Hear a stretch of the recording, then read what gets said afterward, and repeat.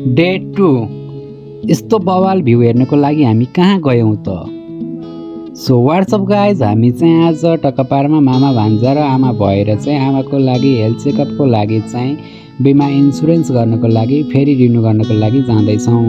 अरू भने यसरी कारमा हिँडिरहेका छौँ भने मामा आमा म भएर चाहिँ यसरी आफ्नै खुट्टामा हिँडिरहेका छौँ।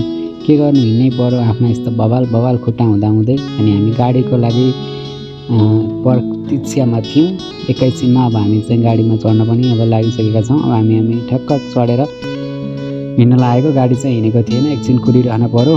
अनि हामी हिँडिसकेका थियौँ, एकैछिनमा हिँड्न नपाउँदै चाहिँ जाम एकदम बवाल लाउँछ कि यता चक्रपथतिर चाहिँ जाम बवाल हुन्छ। अनि गाडीबाट हेर्दै भ्यू हेर्दै मस्त पारामा आफ्नै दुनियाँमा रमाउँदै हिँड्दै गरेका थियौँ। अनि हामी टक्क पारामा त्यहाँ पनि पुगिसकेका छौँ। यहाँ गएर फेरि एकछिन लाइनमा बस्नु पर्यो, आधी घन्टा जति। आमा र मामा चाहिँ लाइनमा बस्नुभयो, म चाहिँ भिडियो बनाउँदै थिएँ। अनि यतापट्टि पार्किङ पनि एकदम बवाल एरिया थियो।